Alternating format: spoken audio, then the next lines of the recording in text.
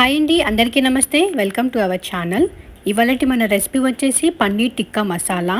అందుకు 3 table spoon పెరుగు తీసుకొని మజ్జిగలాగా చేసుకొని ఒక బౌల్లో వేసుకోవాలి. ఆ మజ్జిగలో 1 tablespoon besan, 2 tablespoon paneer tikka masala. Paneer tikka masala లేకపోతే గరం మసాలా 1 టేబుల్ స్పూన్ వేసుకోవచ్చు.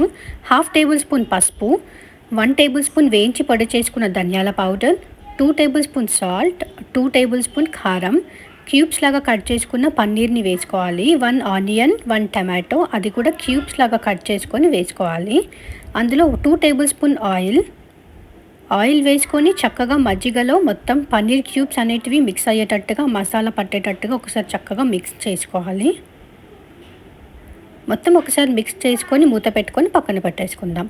ఇప్పుడు ఒక మిక్సీ జార్ తీసుకొని అందులో 2 medium size onions, 2 medium size tomatoes వేసుకొని అవసరమైతే కొద్దిగా వాటర్ వేసుకొని మెత్తగా పేస్ట్ చేసుకుందాం.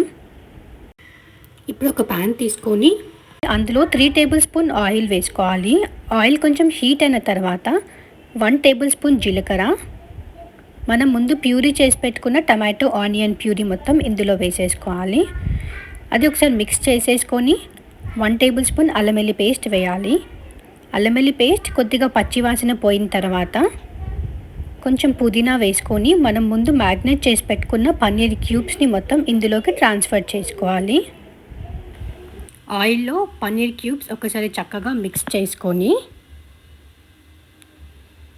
మూత పెట్టుకుందాము. ఒక 10 మినిట్స్ పాటు లో ఫ్లేమ్లో మూత పెట్టుకొని మధ్య మధ్యలో కలుపుకున్న తర్వాత మన గ్రేవీకి సరిపడేన్ని వాటర్ వేసుకోవాలి. వాటర్ వేసుకొని మన స్పైసీకి తగ్గట్టుగా ఉప్పు ఇంకా కారం అడ్జస్ట్ చేసుకొని కొంచెం కొత్తిమీర వేసుకొని 1 టేబుల్ స్పూన్ కస్తూరి మేతి ఇలా క్రష్ చేసుకొని వేసుకోవాలి.